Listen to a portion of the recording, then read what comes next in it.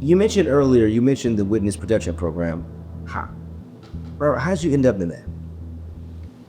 I believe the government gave me an offer I couldn't refuse. I was locked up in Rikers Island. I was cracked out of my face. I lost my reputation, lost everything. Actually, in 1996, I lived on the streets of Brooklyn and Queens, just trying to get high every moment of the day. Homeless. I would just sleep either in somebody's vehicle, if they had a car, or a crack house or something like that.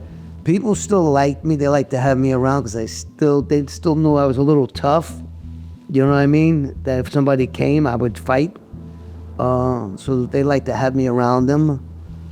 So it came to the point where I found out that when I was in Florida back in '95, I cleaned up my act. I was working for the mob again. And there was somebody there that was an informer. And he was setting us all up. So I started getting high again, and they sent me back to Brooklyn.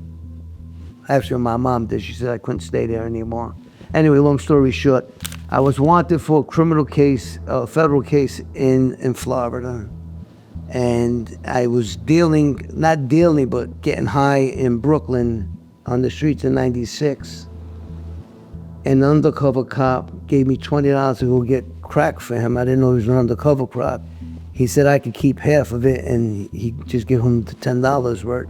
So I went and did that, and they arrested me for that there. So my friends bailed me out, and then I didn't go back to court because I had all these cases pending, so I didn't want to. Crack became the love of my life. Let me just say it that way, man. I didn't think I could live without crack. So going to prison without crack would have been devastating for me. I didn't think I could ever live without crack. I don't think I'd ever want to live with the pain, the shame, the guilt, and all that there that came with my drug addiction. Walking out on my daughter when she was only 7 weeks old. I mean, just so much. But how does that turn into you being an informant for? I wasn't an informant. No. When I got locked up, we had the case still in Florida. So I'm locked up. I got locked up in January 23rd, 1997 by warrant officers. Somebody gave me up to the warrant officers where I was staying at that point in time. So I just passed out on somebody's couch. And I don't know if the guy that lived there gave me up or somebody else gave me up, but I know warrant officers came, woke me up, which I call my two angels today because that's the last time I had a drink and a drug was that day. But they end up putting me in Rikers Island. So now I'm a little straight, you know, coming off the crack.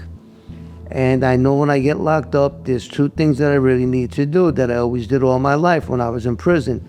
I need to get a good attorney to get me out of the mess I got myself into. And then since I know I'm not getting bail, I need to get commissary money so I can live as comfortable as possible while I'm incarcerated. So I'm calling up a lot of people, and a lot of people just give me the brush off. But my daughter's mom, after she wouldn't allow me to come by my daughter at all, and I don't blame her for that because I was all messed up on crack, decided that she would allow me to talk to my daughter over the phone while I was in Rikers Island. So I called up this girl once, and I said, you know, I need money for this and that. And she said, why don't you go read the Bible? And I just take that's just a brush off, you know, what am I going to find money for an attorney in the Bible? Well, now, a little while later, I'm talking to my daughter, and she happened to be crying this time. And I said, Brianna, why are you crying? She said, why don't you come and see me? Why won't you come and see me? And just those words with her crying just shattered my heart. Now, I didn't want the inmates to see me crying because my heart just broke in pieces, man. So I slammed down the phone. I ran back to my cell. Now, I was raised Roman Catholic, and I knew about God. I didn't know God. And I ran back to my cell, and I just cried out to God. If you're really to have somebody kill me or change me, I don't want to live with this pain anymore. I mean, the pain that I felt, the remorse that I felt, the guilt that I felt, that here's my little girl crying for her daddy, and now I might not see her for 20 years. And I ran back to my cell, and I said, God, please help me. God, please help me. God, please help me.